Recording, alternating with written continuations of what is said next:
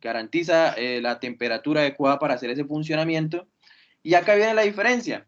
El equipo de la parte superior tiene una central hidráulica, que es donde vamos a abrir y cerrar el equipo moviendo estas palancas, y el equipo de la parte inferior no los trae.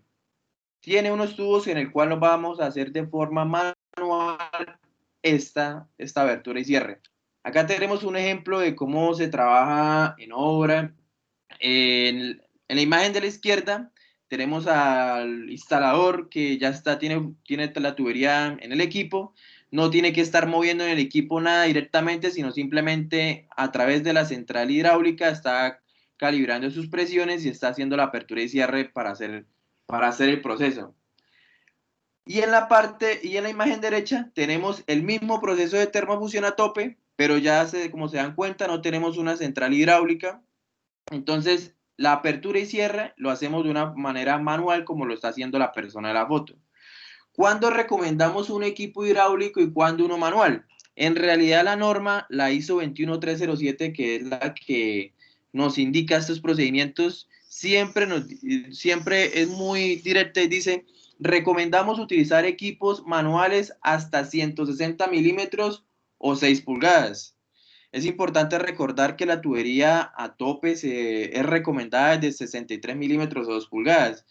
¿Qué quiere decir esto? Que con el equipo de la imagen derecha podemos fusionar en milímetros 63, 75, 90, 110 y 160 milímetros.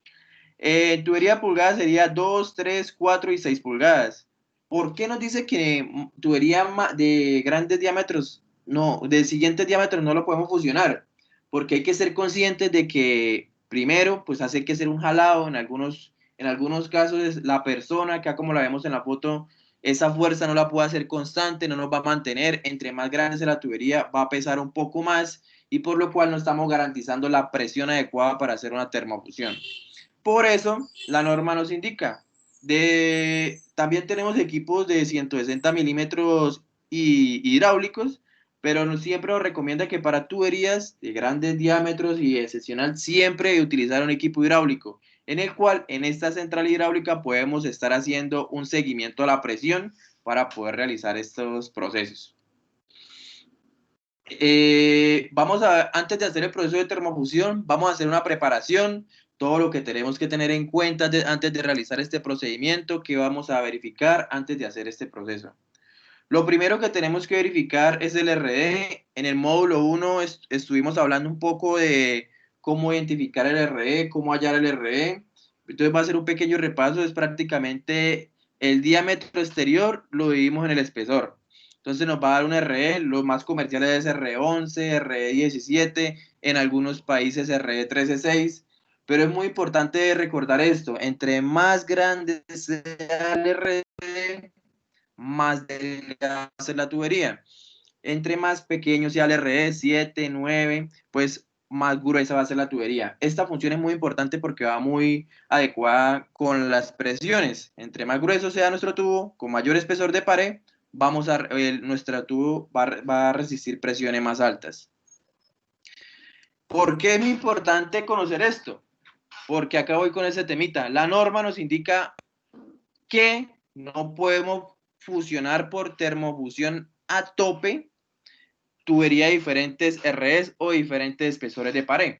Acá tenemos el ejemplo en la unión incorrecta y la unión correcta. ¿Por qué dice que no podemos fusionarlo de diferentes REs? Porque en realidad la termofusión a tope es fusionar extremo con extremo. Si no estamos garantizando de que esas paredes sean del mismo espesor, pues no estamos garantizando una unión completamente monolítica. Y va a haber menos área de fusión de ese material. Por eso siempre se garantiza de que sea unión del mismo RE, del mismo espesor de pared.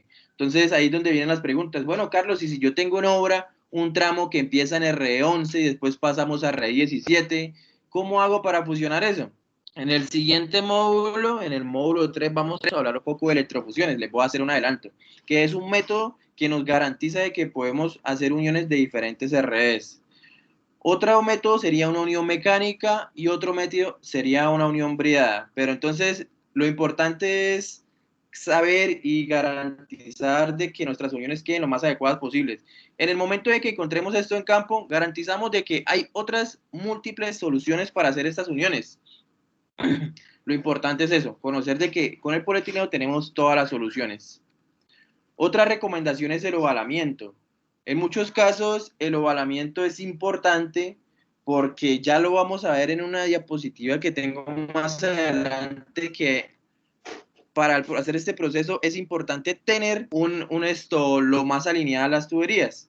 Pero entonces, ¿qué nos garantiza acá? Que en algún caso, sobre todo en diámetros pequeños, 3 pulgadas, 4 pulgadas, que tengamos uniones muy ovaladas, ya sea porque son bobinadas o porque algún almacenamiento adecuado, muchas veces podemos corregir este ovalamiento asentando los extremos en los mismos carros alineadores. Los carros alineadores tienen esa capacidad de recuperar este ovalamiento y ayudar a alinear más nuestras tuberías. Otra recomendación muy importante son las rayaduras. Yo soy muy consciente y digo en mis capacitaciones, cuando hacemos en campo, la tubería de polietileno es muy buena. Es tan buena que yo he visto que en muchos casos la jalan, la arrastran, le hacen rayaduras y la tubería sigue aguantando sus mismas presiones. Pero yo también soy consciente y tenemos que tener claro de que en el momento de que tengamos rayaduras muy profundas, no estamos garantizando de que esa parte va a ser puede ser una posibilidad de que más adelante haya una fuga. ¿Por qué decimos que puede haber una fuga? Si tenemos una rayadura muy profunda, lo que estamos haciendo es que estamos quitando espesor de pared de ese tubo, y por ende, pues estamos no garantizando de que que resista las presiones adecuadas. Entonces, la norma, hay un numeral que nos dice H más 0.1 por espesor. Quiere decir que si las rayaduras superan el 10% del espesor de pared, es recomendable hacer una reparación o para evitar algún inconveniente. Estos grupos de rodillos son muy interesantes. Muchos me dicen, Carlos, en campo yo no encuentro estos grupos de rodillos, son muy importantes porque al momento de jalar la tubería, pues va a ser más fácil, el equipo no necesita hacer tanta fuerza, el alineamiento es más fácil, pero ¿cómo los consigo? Sí, estos grupos de rodillos son muy importantes, pero siempre decimos, en campo ese no los encontramos. Si los tenemos, ideal. Si no los tenemos, pues tratemos de buscar los mismos tubos o algunos tubos de diámetro más pequeños para que la tubería se pueda deslizar sobre esos grupos de rodillos, como comúnmente los llamamos, y poder evitar primero rayaduras y segundo la manipulación sea más adecuada. Aquí tenemos un ejemplo de grupos de rodillos. Acá hay un señor trabajando muy juicioso con su carpita, con sus condiciones adecuadas, con su tubería, pero muy importante, mire, este no tenía grupos de rodillo en campo, entonces se inventó una especie de tubo azul, un tubo otro material, para el cual se pueda la tubería deslizar y garantizar y garantizar de que la tubería no tenga rayaduras y pues por ende sus procesos. Cabe rescatar de esta foto que hay dos métodos de hacer termofusiones. Eso depende de las topografías que tengamos en campo. Un método es el que está haciendo este señor, que coloca toda su tubería almacenada, va haciendo las uniones y después de que termine el proceso va jalando y va colocando el otro tubo. Otro método de hacer estas fusiones es extender toda la tubería por donde podamos y en cada extremo vamos llevando el equipo y vamos haciendo las uniones. Eso ya lo eligen las personas que estén en campo, los instaladores, como se sientan más cómodos. En algunos casos es más fácil este método, en algunos otros casos es más fácil por topografía el otro método de estar trasladando el equipo, pero lo importante es garantizar los tiempos de los parámetros de fusión.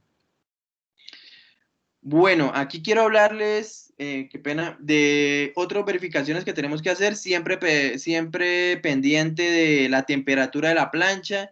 Me gusta siempre recomendar cuidado con la plancha, es el elemento más sensible de todas las herramientas. Si sufre un golpe, se puede descalibrar. Y si descalibramos las temperaturas, no estamos garantizando las uniones.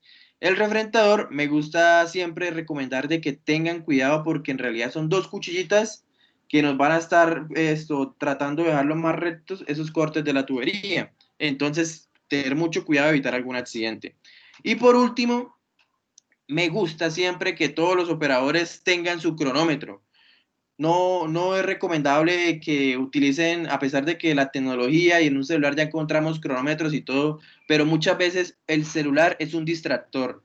Y para garantizar una unión de termofusión lo más de mayor calidad, sí, es indispensable que los tiempos, los parámetros que ahorita vamos a hablar, sean lo más adecuados y lo más óptimos posibles. Si nos pasamos, si nos decía que teníamos que esperar 60 segundos con la plancha y nos elevamos en el celular y cuando nos dimos cuenta iban 2 minutos, entonces estamos garantizando que estas uniones no queden adecuadas. La limpieza. La limpieza es muy importante realizarla. Por norma se dice que se tenga que hacer con un trapo limpio en alcohol. ¿Por qué con un alcohol y no con agua, otro material? Porque el alcohol nos garantiza de que en ese momento se va a evaporar inmediatamente. Y para hacer esas uniones tenemos que respetar de que estos extremos estén completamente limpios y secos. Entonces, agua puede que en algún momento tengamos alguna burbujita y al momento de introducir la plancha, pues se va a quedar un pequeño hueco. Pero bueno, es importante realizar eso. Y las mordazas, es importante recordar que cada equipo tiene su serie de mordazas. O sea, si tenemos un equipo de 315 milímetros y queremos unir una tubería de 200 milímetros, pues lo que tenemos que hacer es que a ese equipo de 315 le colocamos una mordaza de 200 milímetros y listo, tenemos el equipo adecuado para hacer la fusión que queremos hacer de cualquier diámetro. Vamos al procedimiento. Entonces ya conocemos las recomendaciones que es importante rescatar antes de realizar la fusión, conocer los RE, la tubería, el equipo. Vamos a hablar del procedimiento. Lo primero que tenemos que hacer es montar los tubos en el equipo, en el carro alineador. Quiero recordarles algo, el carro alineador se divide en una parte fija y una parte móvil. ¿Por qué es importante esto? Porque muchas veces ya llevamos una tubería instalada de 100 metros y queremos pegar un tubo de 6 metros. Entonces, a esos 100 metros, ¿qué es lo recomendable de acá? Que no coloquemos la parte fija, el tubo de 6 metros y la parte móvil, el de 100 metros. Siempre es importante rescatar de que estos dos tubos solo va a abrir y cerrar uno, que va a ser la parte móvil. Entonces, cuando estemos en campo, garantizamos cuál es la parte más corta y tratar de hacer esa apertura y cierre y colocar ese tubo en la parte móvil. Son recomendaciones adicionales para poder facilitar el trabajo en campo, garantizar la mejor las uniones y trabajar más cómodamente. El refrentado o fresado. Esta herramienta lo que nos hace es tratar de dejar los extremos lo más rectos, planos y llanos posibles. ¿Qué nos significa eso? Que si en algún momento, bueno, este procedimiento de refrentado se tiene que hacer todas las uniones, pero en el momento de que digamos a alguien, ay, no, es que tuve que cortar un tubo con una sierra o algún otro elemento que me quedó el corte muy raro, no importa, este equipo nos lo va a dejar completamente recto y llano como si hubiera venido de fábrica de nuevo. Entonces no hay inconvenientes en esto. Siempre se garantiza de que cuando sabemos que ya está completamente recto y llano, cuando la viruta sale constante en los dos extremos de la tubería. Es muy fácil de utilizar, tener mucho cuidado con este equipo porque es un equipo en movimiento y pues tiene unas cuchillitas que son muy filosas. Después de eso, ya hablamos de la limpieza, acá es donde la realizamos. Como lo ven, así queda después de hacer el corte con el refrentador. Queda completamente recto el tubo en los extremos, que nos garantiza de que cuando pasemos a la verificación y alineamiento, y peguemos los tubos antes de pegarlo en frío, parece que no se hubieran despegado, son completamente un corte lo más recto posible. Pero en este alineamiento, ¿qué queremos verificar? Que mire, que si de pronto en algún momento quedó una escalerita, o sea, un tubo está más arriba que otro, tratar de alinearlo en este momento. ¿Cómo lo podemos alinear? Ajustando las mordazas. Si de pronto este tubo a la derecha está un poco más arriba que el tubo a la izquierda, lo que hacemos es ajustar mecánicamente esta mordaza y este tubo va a bajar un poco, con lo cual nos va a garantizar que los extremos queden lo más rectos posibles. Esta recomendación es solo para los equipos hidráulicos. La presión de arrastre. En un equipo manual, cuando vamos a pegar una tubería muy larga, pues obviamente para cerrarla, pues mecánicamente por inercia vamos a hacer más fuerza a la normal. Y listo, ya podemos cerrarla. Pero un equipo hidráulico tenemos que aumentar esas presiones. Esa presión que vamos a aumentar se llama presión de arrastre y es conocida como la PT. ¿Cuál es la presión de arrastre? Es la presión mínima para realizar ese jalado, para mover la tubería que vamos del equipo hidráulico en la parte móvil del equipo, la que estábamos hablando. Entonces no es lo mismo fusionar un tubo de 6 metros de este diámetro que fusionar acá el ejemplo que tenemos de 100 metros. Obviamente el equipo va a necesitar más presión para hacer ese cierre en la tubería. Y esta fase es ya el procedimiento de termofusión. Quiero que tengan presente esta gráfica. Esta gráfica la encontramos en todas partes en internet. Como lo podemos ver, es presión sobre tiempo. Y está dividida en 5 fases. Estas fases son las que nos dice, y esta tabla la diseñó la norma, la ISO 21307 del 2017. ¿En qué nos indica esas fases? La fase 1, ya cuando hicimos todo el alistamiento del que hemos hablado, vamos a introducir la plancha con el calentamiento. Vamos a introducir esa plancha y hacemos el cierre. Cuando hacemos el cierre, en el equipo manual, pues lo hacemos de forma mecánica con nuestra fuerza, pero en el equipo hidráulico vamos a tener en cuenta la P1 y la PT. Ya sabemos que la PT es la presión de arrastre, pero esa presión de arrastre le vamos a sumar la presión que nos indica la tabla. Ahorita vamos a revisar, ya para finalizar antes de la reunión, cómo leer estos parámetros en las tablas de termofusión. Bueno, entonces volvamos a la fase 1. En la fase 1 lo primero que tenemos, lo que tenemos que hacer es introducir la plancha y hacer una presión para que los extremos empiecen a pegar y empecemos un calentamiento. Cuando los rebordes estén ya, que tengamos, después de realizar este calentamiento, un reborde así en los dos extremos, pasamos a la fase 2. En la fase 2 mira algo muy importante. La presión baja, pero nunca baja a cero. En ese momento, ¿qué es lo que queremos hacer? Pues ya hicimos el calentamiento, ya sacamos el reborde, bajamos la presión. ¿A cuánto la bajamos? Mínimo a PT, que es la que nos va a mantener los tubos pegados y calentando. ¿Pero por qué bajamos la presión? Porque en la fase 1 hicimos un calentamiento, hicimos presión y estuvimos sacando material. En la fase 2 ya no queremos que siga aumentando ese reborde tanto, entonces bajamos presión, la mantenemos y lo que vamos a esperar es un tiempo de calentamiento que nos indica la norma y las tablas de los parámetros. Este tiempo de calentamiento, ¿por qué es muy importante? Porque en ese tiempo lo que hace es homogenizar la temperatura por toda la circunferencia de la tubería. Entonces, la norma nos indica, tenemos que esperar tantos segundos. Un tips para esto, este tiempo de la fase 2 de calentamiento siempre en todas las tablas viene en segundos. Hay dos tiempos, el de la fase 5 y el de la fase 2. El de la fase 2 siempre viene en segundos, el de la fase 5 siempre viene en minutos. Ya vamos para allá. Entonces, empezamos a calcular el tiempo de la fase de enfriamiento, de calentamiento. Cuando termine ese tiempo, ¿qué es lo que tenemos que hacer? Pasamos a la fase 3, abrimos rápidamente el equipo, sacamos la plancha. La fase 3 es simplemente eso, abrir y sacar. Y la fase 4 es inmediatamente empezar a cerrar y aplicar la presión de soldadura. Esta fase 3 y fase 4 son unos tiempos muy cortos. ¿Por qué los tiempos son cortos y es recomendado hacerlo lo más rápido posible?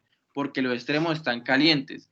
Cualquier 1, 2, 3, 4 segundos de adicionales que nos demoramos haciendo estas 3 o 4, estas dos fases, vamos a estar enfriando esos extremos. Entonces es recomendable siempre que este procedimiento se haga con dos personas. Una persona que está abriendo el equipo, ya sea manual o hidráulico, y la otra persona inmediatamente saca la plancha, verifica que el calentamiento fue homogéneo e inmediatamente se cierra. ¿A cuánto cerramos? En la fase 4, pues estamos verificando de que estamos volviendo a la presión inicial, así como lo vemos en la gráfica. Y en ese momento, como tenemos los extremos a una temperatura adecuada de calentamiento, los extremos se van a fusionar inmediatamente y van a hacer una especie de reborde en M, así como lo vemos en la imagen. En ese momento hemos pasado a la fase 5, que la fase 5, miren el nombre, es la más importante, soldadura y la más sencilla. Después de que alcanzamos la presión, y ya los rebordes se fusionaron, esta fase 5 lo único que tenemos que hacer es esperar un tiempo de enfriamiento. Este tiempo de enfriamiento es en minutos. Entonces acá tenemos los dos.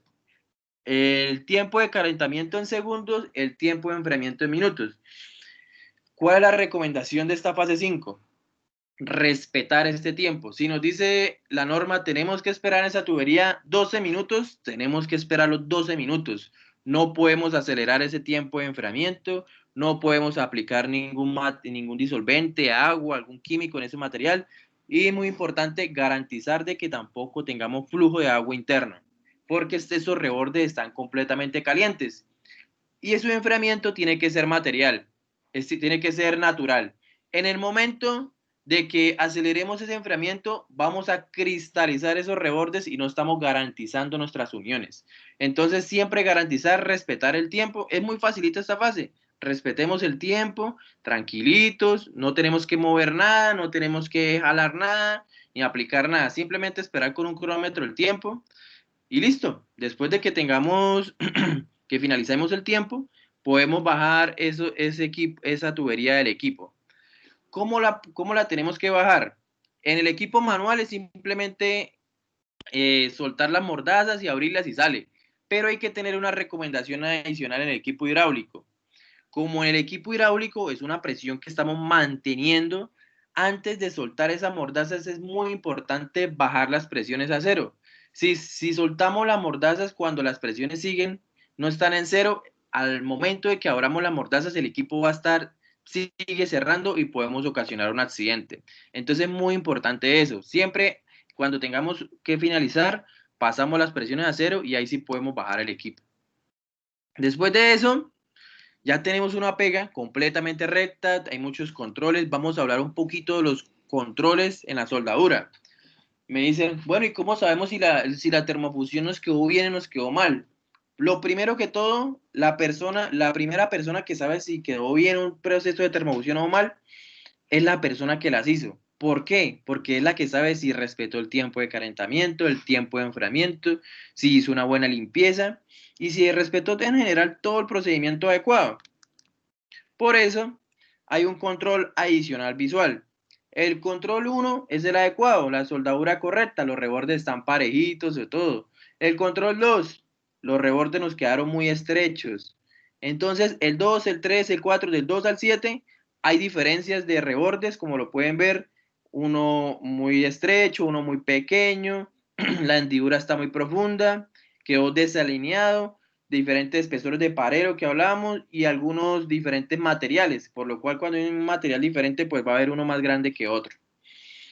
Entonces, el primer control es visual. Inmediatamente sabemos si un reborde es constante, parejo, que está alto, siempre va a quedar como el control, como el número 1.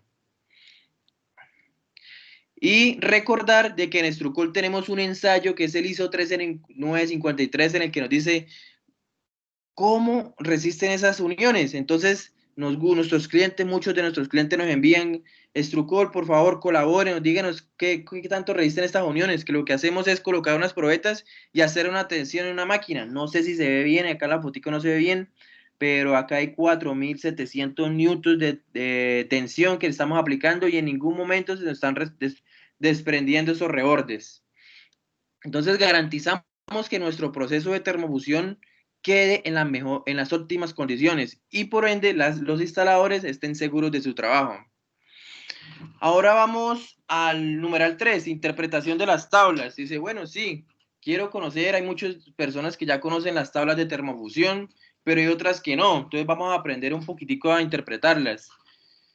Lo primero que tenemos que conocer es que para el equipo manual existe una tabla de 63 a 160 en el cual no nos indica presión. ¿Por qué nos indica presión? Porque la presión la estamos haciendo mecánicamente. Entonces solo nos indica los tiempos. Pero estas tablas de las que estoy hablando es para equipo hidráulico. Es muy importante recordar esto. Cada equipo hidráulico tiene su tabla y cada proveedor de equipos tiene su tabla, nos pueden variar. Entonces, ¿cómo sabemos qué tabla del equipo? Por lo general, mire, esta es de un equipo 160 Eco, que quiere decir Eco, que es un equipo Georg Fischer. O sea, si tenemos un equipo Georg Fischer de 160, los parámetros son diferentes a un equipo de Ritmo o Ambais o otro proveedor del mismo diámetro de 160. Pero ¿por qué son diferentes los parámetros? Por esta sencilla razón, la sección del cilindro. Todos los proveedores tienen áreas del cilindro diferentes. Entonces, cuando nos indican, quiero conocer los parámetros para la soldadura porque voy a pegar 160 milímetros. Entonces yo lo que pregunto es, ¿qué equipo va a pegar y cuál es el área del cilindro?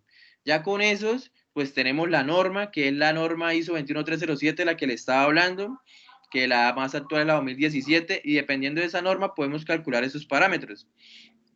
Muy importante recordar eso. Pero acá hay otro tip. ¿Se acuerda de las 5 fases que hablamos? De la gráfica que le digo, todas las tablas de termofusión nos hablan de esas fases. Entonces acá está el ejemplo. Vamos a colocar un ejemplo para 160 RI17.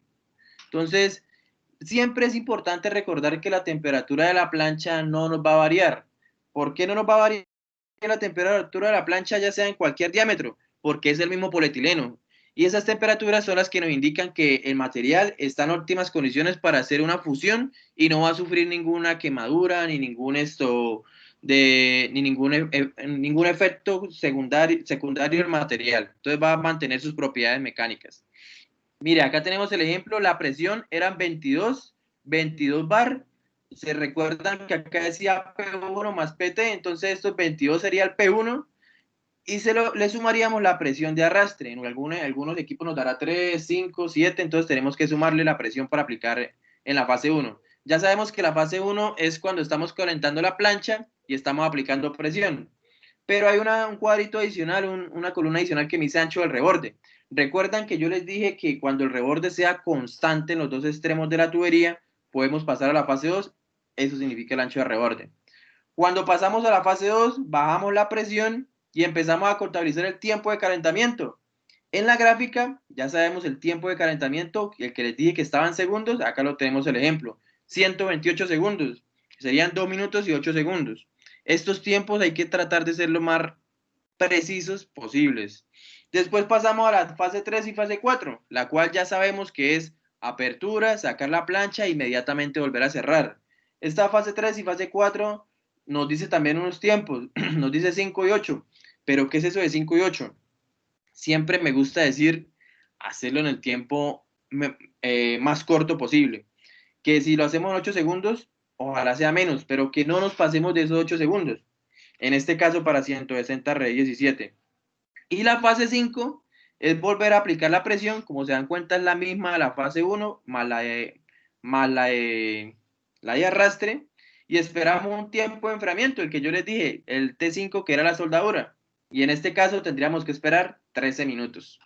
El proceso de termofusión es muy sencillo, se realiza desde diámetros pequeños, a nivel mundial es muy recomendado.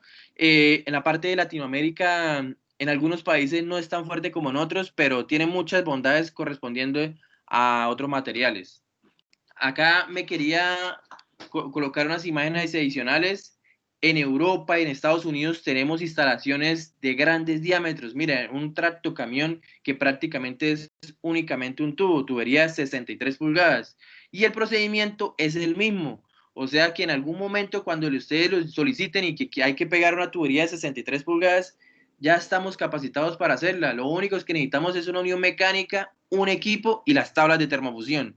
El procedimiento va a ser el mismo, solo nos van a cambiar los parámetros, pero es el mismo procedimiento, el mismo paso a paso que les llegué que les estaba mencionando.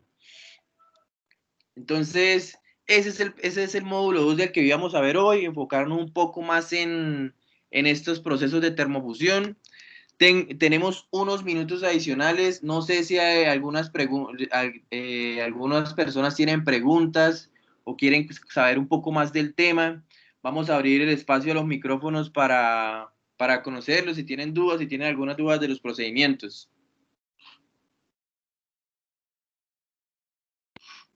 Carlos, estaba preguntando Josué Cáceres que si le podrías recordar la norma con la que nos basamos para los procesos de termofusión. La ISO 21307 del 2017. En realidad hay varias normas, la STM 2620, la DVS, pero en realidad Estrucol siempre recomienda la ISO 21307 del 2017 para el proceso de termofusión a tope. ¿Por qué recomendamos esa? Porque es la internacional y es la más homologada a nivel mundial, que es la misma norma la que estaba en la tabla que estábamos explicando de los parámetros.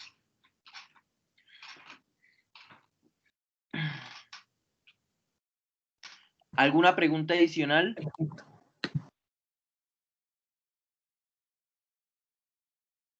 Buenos días, Carlos. Carlos, tengo una pregunta.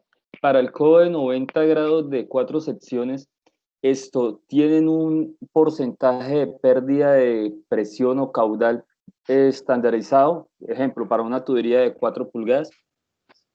Para un cubo de 90 de 4 secciones, de las que estábamos en la imagen que estaba presentando, si Correcto. es de 4 secciones, el factor de reducción es 0.8.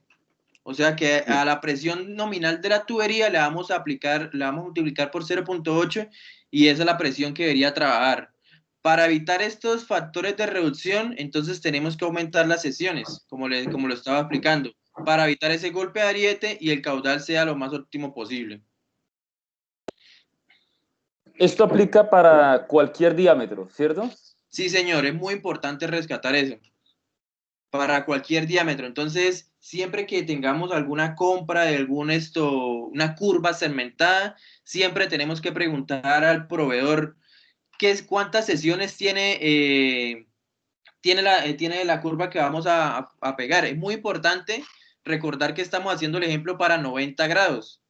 Para 90 grados, las sesiones tienen que ser 7 si queremos mantener ese diámetro.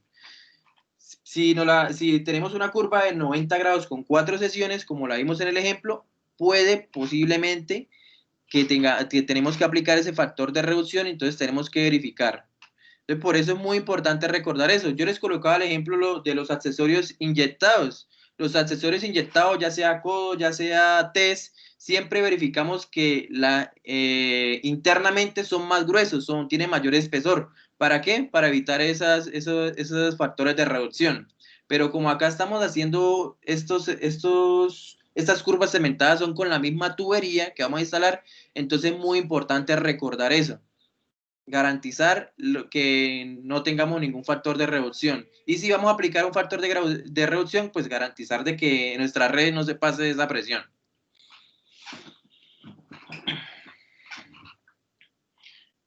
Tengo otra pregunta por acá, veo en el chat. ¿Cuál es el máximo diámetro que Estrucol puede fabricar?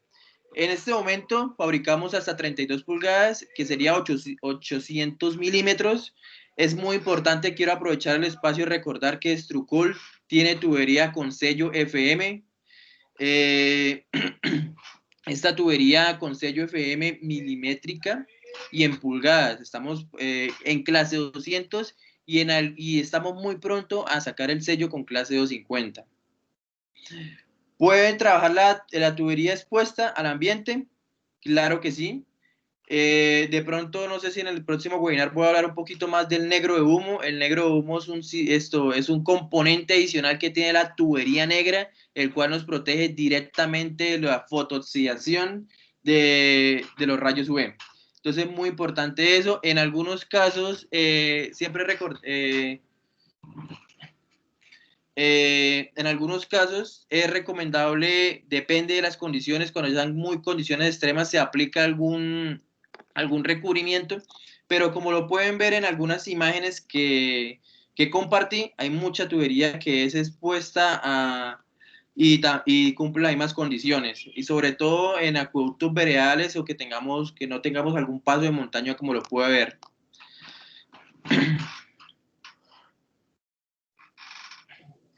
Así es, Carlos. Hacen otra pregunta. ¿Se recomienda o no ejercer fuerza en la fase 4 en caso de no tener el espesor del reborde? Ejercer fuerza adicional. Yo creería que la señora Cecilia nos está diciendo. Sí. Bueno, la fuerza adicional no lo especifica la norma, pero por la experiencia que tenemos y lo que hemos visto, es recomendable que esa fuerza adicional no se pase un 5%, no supere un 5% de la presión que estamos realizando. Muchas veces lo que hacemos o en algunos procesos es mantener esa fuerza, porque obviamente cuando se está uniendo el material en la fase 4, como lo indican, pues el material no se va a unir inmediatamente, o sea, él va a hacer el reborde en un tiempo prolongado, en algún par de segundos, entonces se recomienda mantener esa fuerza. Pero si vamos a hacer una fuerza adicional, o sea, de pronto faltó, estoy pensando el ejemplo, me está diciendo que de pronto no, el reborde le faltó un poco por voltear completamente. La recomendación es que no se supere la presión un 5%. Perfecto. Carlos, nos hace la pregunta Ronald Ruiz, al ser de más segmentos el codo, ¿no pierde presión en cada unión?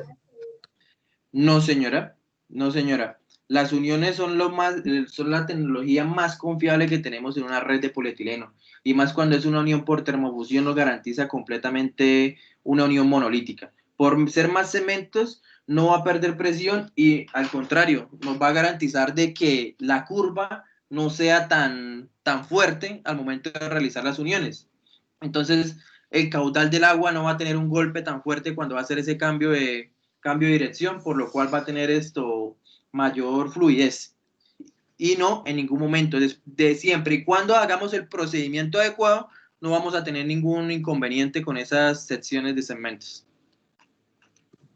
Así es. Carlos, nos pregunta Carlos Mario Pinilla, ¿hay algún tipo de prueba que se pueda realizar a las juntas como radiografías o algo similar? Sí, señor, don Carlos. Hay un preciso en Estrucón no lo tenemos, pero lo hemos realizado. Algunas petroleras lo recomiendan, algunas refinerías que quieren realizar en campo, algunas radiografías que se realizan. Es un procedimiento muy costoso, lo hay para termofusión a tope y para electrofusión, pero es un procedimiento muy costoso, la verdad. Exacto, pero sí existe. Sí, señor. Carlos, otra pregunta. Quisiera saber de parte de William, quisiera saber si la temperatura de calentamiento varía de acuerdo a la temperatura ambiente. Qué buena pregunta. Esto es muy importante porque creo que no lo mencioné en el momento de explicar las tablas. La norma siempre nos indica un rango de temperatura. No sé si se dieron cuenta, en las tablas dice 225 más o menos 10. 220, 225 más o menos 10. ¿Qué nos indica ese rango? Por lo general en Estrucol y todos los equipos vienen calibrados a la mitad de ese rango, 220, 225. ¿Qué quiere decir? Que en el momento de que estemos en un lugar muy frío, pues se nos puede bajar un poco la temperatura, pero va a mantener ese rango. O sea, si garantizamos de que 225 más o menos 10 quiere decir que podemos trabajar hasta 215 grados.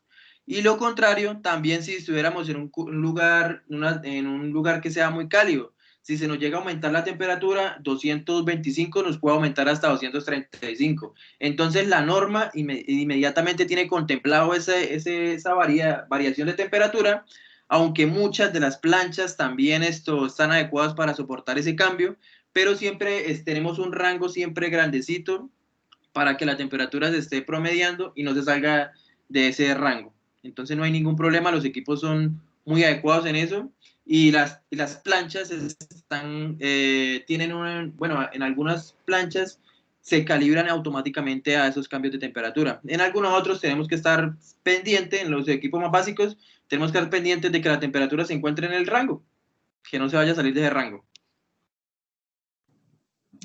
Así es. Carlos, pregunta el señor Jesús, en caso de que la tubería se pince, ¿cuál es la recomendación más viable? 1, cortar la sección y realizar una nueva junta, o 2, dejar la tubería pinzada. No sé si el señor Jesús está tratando de decir pinzar es hacer como un corte de flujo con una prensa. No sé si me puede aclarar eso porque en algunos países esto nos cambia la terminología. O si pinzar es hacer una hendidura o...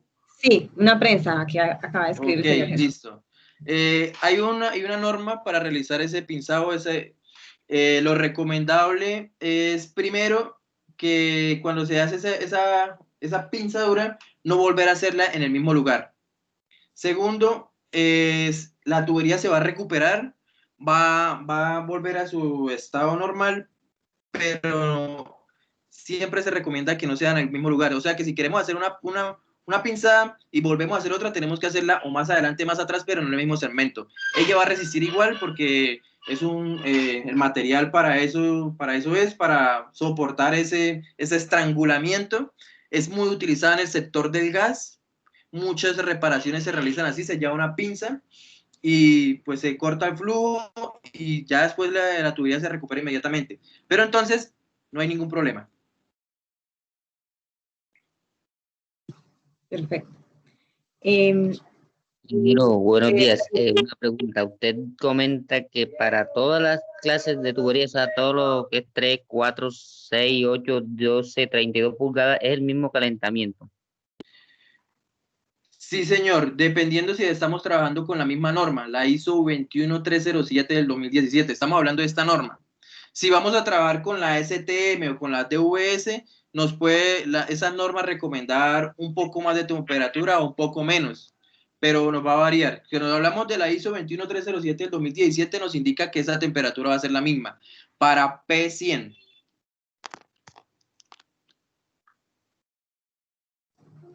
Listo. Carlos, nos pregunta el ingeniero Ever Mosquera, buen día, en el caso de aguas regionales en el municipio de Turbo, Antioquia, se realizó un acueducto en red aérea. Para las uniones de termofusión, ¿hay alguna recomendación especial por estar elevadas? Buenos días, ingeniero Ever. Tuve la oportunidad de visitar ese acueducto cuando estaban iniciando obras. Es un acueducto muy interesante, de una tecnología especial. Para las personas que no, de pronto es que están acá y no conocen, ese acueducto fue realizado así aéreo por unas condiciones especiales del sector. Pero recomendación especial para estar elevadas, pues yo creería que después de que hagamos el procedimiento adecuado, respetemos todos los parámetros que estoy indicado, no vamos a tener ninguna fuga. Puede haber alguna manipulación, puede haber algún movimiento y la tubería lo va a soportar. Siempre es recomendable, es porque se hizo, pues vamos a tener, ya de pronto, si de pronto tenemos un golpe, es que en una tubería aérea, en una red aérea, es difícil tener un golpe, de pronto algún jalado, si alguien hace un jalado de esas derivaciones o algo, sería la única recomendación, si hay algún jalado, si alguien de pronto va pasando y las acometidas la jala o algo, pero adicional si hay un jalado, siempre vamos a mantener la hermeticidad de esas conexiones. Entonces, no sé cómo terminaría ese proyecto, es muy interesante, muy bonito ese acueducto visualmente verlo. Si de pronto el ingeniero Ever tiene algunas fotos adicionales, nos las puede compartir porque es muy bonita esa instalación que realizaron, pero mi recomendación es sobre todo es en las acometidas. Si tenemos algunas acometidas en termofusión y de pronto se realiza un jalado o algo, pues garantizar de que no tratemos de hacer jalado, ya más como para evitar algún desprendimiento. Aunque el polietileno me soporta ese jalado, es recomendable no hacerlo. Carlos, el ingeniero Javier nos dice, en los módulos se va a dictar algo sobre pruebas hidrostáticas. De pronto, el módulo 3, no sé, o más adelante si podríamos incluir otro solo con ese tema. Bueno, inicialmente en los 3 módulos que propusimos, no tenemos contemplada la prueba hidrostática. En el siguiente módulo vamos a hablar un poquito también más de características del polietileno y vamos a enfocarnos en la electrofusión.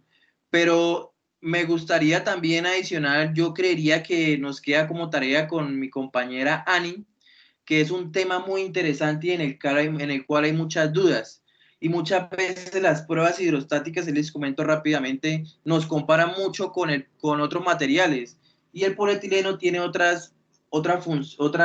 momento de realizar las pruebas hidrostáticas, pues la tubería se va a expandir un poco, hay otras condiciones y genera muchas dudas. Pero, ingeniero Javier, lo voy a tener en cuenta porque me gustaría armar un módulo aparte solo para hablar de pruebas hidrostáticas. Es un tema bastante extenso y de muchas preguntas. Sí, se puede contemplar más adelante como un módulo, una serie nueva o un módulo 4 adicional, claro que sí. Pues veo que hay varios ingenieros que les interesa el tema. Carlos, nos preguntan de Madigas. Buen día, me gustaría saber por qué la tubería cambia de color. ¿A qué se refiere? Cambiar de color. En realidad en polietileno la tubería negra de agua no cambia de color. Si ya no hablamos de gas, sí es recomendable, sí podría cambiar de color si de pronto no tenemos unas condiciones de almacenamiento adecuadas. ¿Por qué? La tubería de gas no tiene ese componente adicional de negro de humo como la tiene la tubería de agua. Por lo tal, la tubería siempre de gases tiene que ser instalada subterránea, bajo eso. Entonces, cuando hablamos de un cambio de color, puede ser un almacenamiento, de pronto no es un almacenamiento adecuado. En general, en Estrucol, cuando hacemos la producción de tubería y tenemos en nuestro patio de almacenamiento la tubería de gas, no la dejamos expuesta directamente a las radiaciones solares, sino que colocamos una tela adicional, una tela encima de ella para garantizar eso, porque la tubería de gas no tiene ese negro de humo como lo soporta la tubería de agua.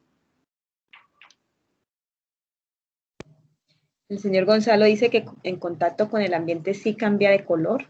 No sé si la tubería que está manipulando es de agua o de gas, porque justamente la tubería negra no debería tener ese acontecimiento. Exacto. El ingeniero Javier pregunta si las... Dime, Carlos, disculpa. Estoy revisando que acá el señor Gonzalo me dice que tubería de agua, acá está cambiando de color. Ya tendríamos que revisar, quiero enfocarme en algo. Productores de tubería de polietileno en agua somos muchos. Pero es muy importante recordar esto. La tubería certificada, que tiene sus materias primas certificadas, nos garantiza de que esa tubería de agua tiene que mantener una expansión del negro de humo uniforme. ¿Cuándo pasa estos cambios de color? Lo voy a ser muy sincero. Algunos productores de tubería no utilizan materia virgen completamente. En muchos casos utilizan resinas blancas o transparentes y aplican un master batch que lo que hace es cambiar el color dentro del procedimiento de estas resinas. ¿Qué ocurre eso? Sí, podemos tener el mismo tubo con el mismo negro, pero el negro de humo no está expandido homogénicamente por toda la tubería. Entonces es muy importante pedir los certificados de calidad, los certificados de resinas con la materia prima con la que se realizó el tubo y verificar si esta materia prima es virgen. Cuando no es así, pues podemos tener de pronto esos cambios. Estrucol es muy importante recordar que garantiza todos sus procesos que se utilizan con materia prima virgen y toda nuestra materia prima es importada. Por eso a veces el mensaje es cuando vemos una diferencia de precios muy significativa de una empresa a otra, tenemos que verificar con qué procesos o con qué materia prima están haciendo el material para economizar esos costos. Así es. El señor Gonzalo también pregunta, cuando falla un accesorio, un codo, su reemplazo, ¿cómo se realiza? Si falla el accesorio. Pues para reparaciones, yo sé de pronto el señor Gonzalo se está refiriendo a que ya tenemos un codo ya instalado y alguna reparación y de estar pensando, no, por termofusión es muy difícil colocar un equipo de termofusión, colocar una zanja y realizar ese proceso. Exacto, entonces ahí es donde viene el siguiente módulo que vamos a hablar de electrofusión. Son procesos en el cual no vamos a utilizar un equipo más pequeño y son muy recomendados para reparaciones. Entonces es muy importante eso. Cuando ya la tubería está sana, es un poquito más difícil hacer esas reparaciones, algún inconveniente o eso. Entonces en ese momento es donde vamos a buscar otro método de hacer ese cambio adecuadamente.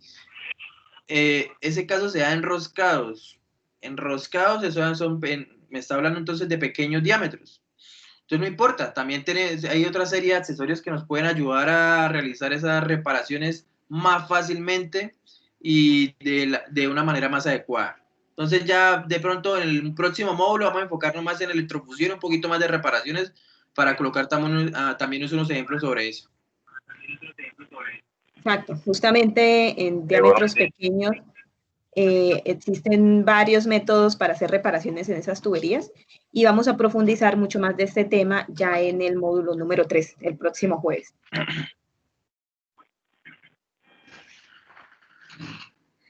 Buenos días. Bueno, buenos días. Le tengo una pregunta. ¿Qué tan necesario es ponerle un tapón al tubo en movimiento? ¿Eso influye mucho para el cambio de temperatura en la plancha o no? Cuando usted me habla de tapones, ¿me habla en los extremos contrarios cuando estamos haciendo el proceso de termofusión? Sí, señor, claro. El proceso de termofusión, Ok. el tubo que uno tiene en movimiento, ¿es necesario ponerle un tapón o no es necesario? Es muy recomendado en algunos casos. En los extremos contrarios, sobre todo entre más grandes sean los diámetros, porque en campo cuando estamos trabajando hay mucho aire que está circulando. Y ese aire entre más grande sea, pues internamente, externamente el tubo, el diámetro interno sea más grande, va a crear un efecto que se llama un efecto chimenea. Ese efecto lo que va a hacer es introducir ese aire y como llevarlo al centro del tubo y preciso en ese momento puede estar la plancha calentando y lo que puede hacer es que nos va a enfriar un poco esa plancha. Entonces es muy recomendable en los extremos contrarios, sobre todo cuando estamos haciendo termofusiones en campo abierto que corre mucho aire.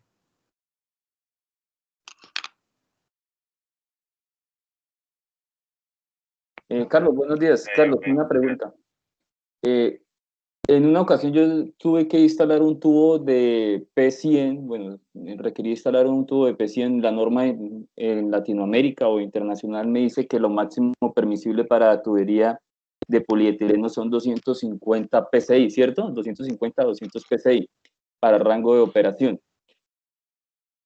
P100 R11 debe ser. Sí, entonces yo lo estaba utilizando para conexión de pozos de gas. Entonces, como el pozo de gas tenían baja presión. Pero no sé pronto si usted maneje o tenga una línea que esté un poco más alta de esa presión. Y si la P100 me llega a servir, de lo que ustedes tienen de P100, me llega a servir, ¿ese rango de operación lo puede operar? La 250 PSI, sí señor, tenemos un RE, el siguiente que es RE7, que nos va a llegar hasta 326 PSI, un tubo un poco más grueso, el cual nos aclara también esto, que podemos verificar eso.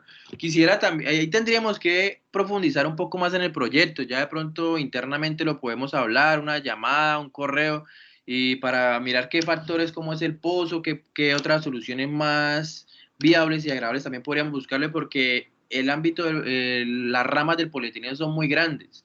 Estamos en múltiples sectores, estamos en hidrocarburos, estamos en lixiviados, estamos en condiciones salinas. Entonces, para darle la solución más óptima, ya tendríamos que entrar a hacer una asesoría técnica un poco más profunda, pero lo podríamos realizar, sí, podríamos, nos puede enviar un correo, una llamada, no sé si tiene nuestros números, nuestros correos, o lo podemos compartir para ya entrar a verificar ese proceso, pero por supuesto que sí, se puede, se puede.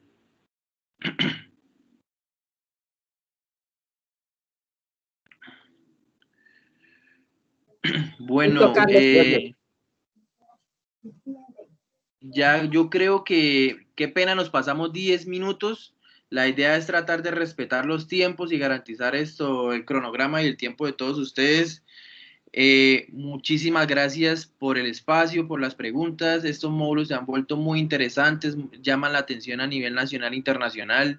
Y la idea es seguir esto compartiendo nuestras experiencias para que todos aprendamos un poco más del material. Muchísimas gracias a todos por la asistencia. Ani, no sé si también puedo finalizar la reunión ya. Sí, oiga, Carlos, gracias una pequeña observación que le agradezco mucho. Estoy muy interesado en ese módulo 4 sobre las pruebas hidrostáticas. Es muy bueno porque nos han a veces corchado en unas preguntas que nos hacen, por lo menos donde hemos ido a hacer trabajos y todas esas cosas con la tubería, y hemos flaqueado en esa parte. Entonces, a ver si nos puede ayudar, sería muy importante. Gracias.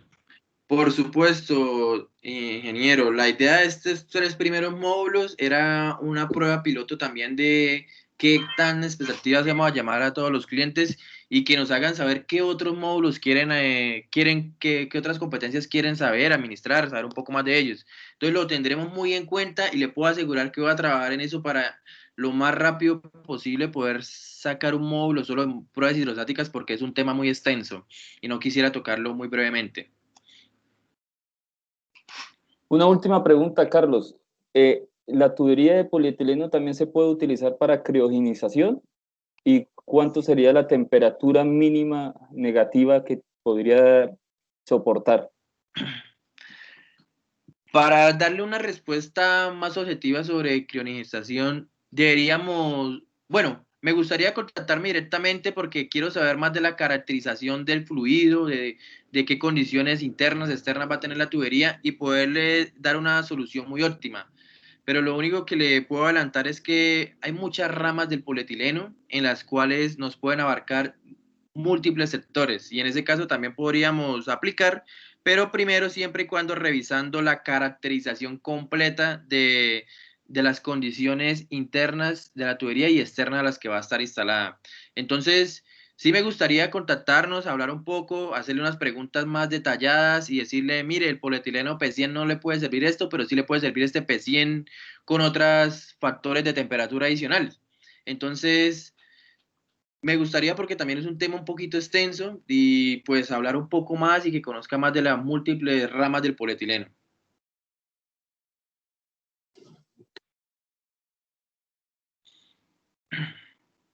Entonces, Ani, le cedo la palabra, ya finalizando. Perfecto, no, Carlos, muchas gracias. De verdad, pues fue un tema muy interesante. Yo sé que siempre hay dudas sobre este tema de termofusiones a tope hidráulico. En definitiva, vamos a revisar el tema de la prueba hidrostática, de pronto como un tema adicional, hacer un módulo adicional. Vemos que hay varios intereses en el tema, entonces yo creo que es algo que se debe revisar. Y a todas las personas que asistieron hoy a la capacitación, muchas gracias a todos los que asistieron. Por su participación, por su tiempo y bueno, esperamos verlos el próximo jueves. Esperamos verlos el próximo jueves a la misma hora, 9 a 9:45, el módulo 3 que ya habla más que todo electrofusión y la parte de reparaciones, que también fue un tema que a más de uno aquí les dio mucho interés. Bueno, muchas gracias nuevamente a los participantes y esperamos que este módulo haya enriquecido bastante sus conocimientos.